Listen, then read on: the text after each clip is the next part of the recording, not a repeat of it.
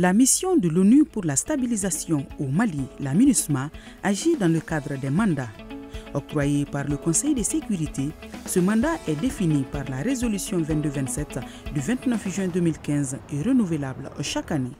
Pour faciliter la compréhension de cette feuille de route, le Bureau de la communication et de l'information publique de la MINUSMA a mis en place une plateforme régulière d'échanges directs avec la population. C'est tout ça là, et voilà, c'est un échange, c'est un débat qu'on va faire entre nous.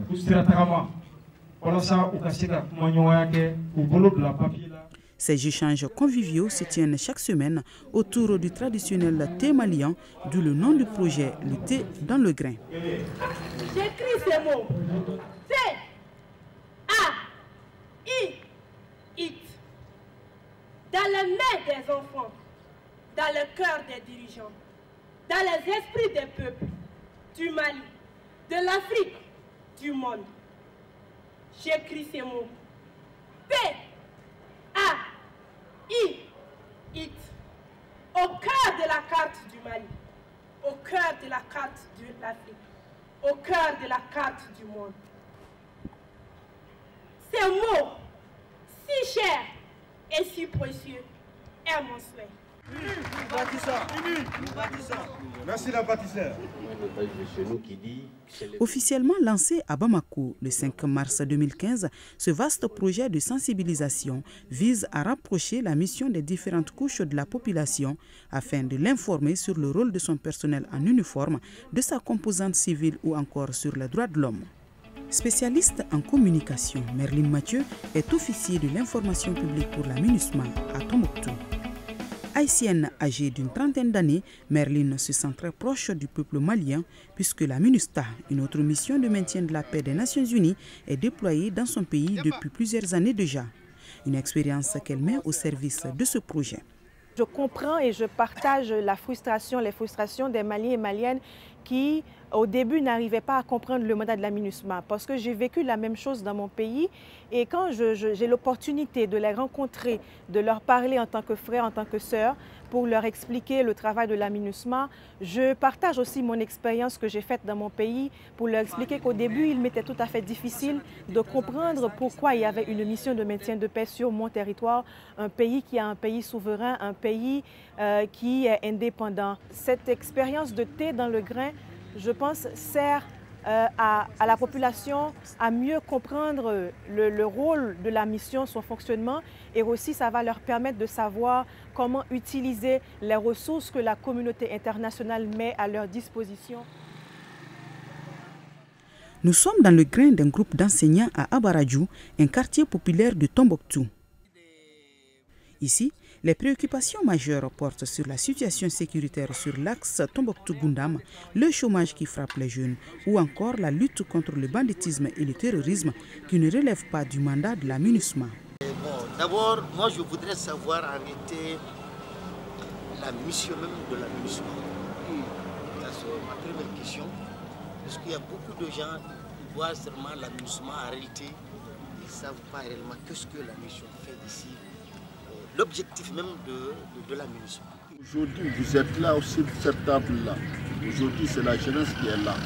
Maintenant, on vous demande, il faut voir comment on est maintenant. C'est une doléance maintenant de nous réhabiliter aussi, parce que nous, on n'a pas de chaises, on n'a pas...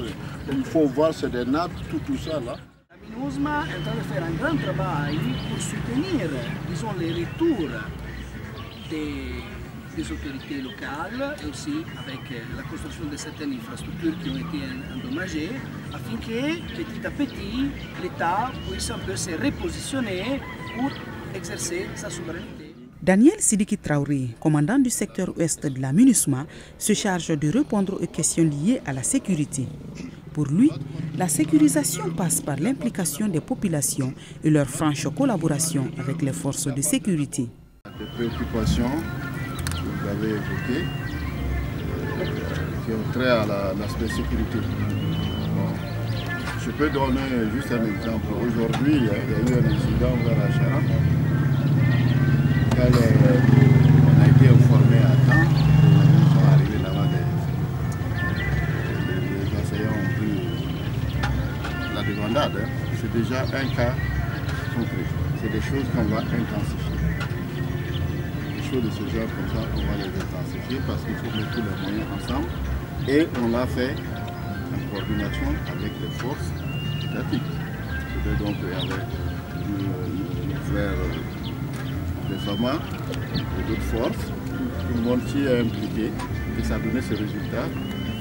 La ville a été, le calme est revenu et les gens ont vaqué à leur occupation. Bien qu'aujourd'hui, la population a aussi un très grand rôle à jouer là-dedans, dans l'information qui est donnée à temps, en amont, longtemps en avance. C'est pas seulement malheureusement au Mali qu'on constate ça. C'est une plaie que nous avons aussi, même dans nos pays.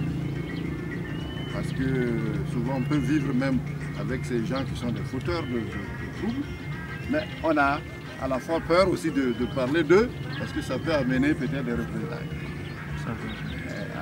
en retour. Mais il y a des actions courageuses aussi qu'il faut mener.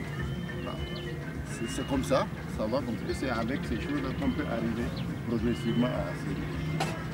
Et nous irons encore davantage dans ces zones.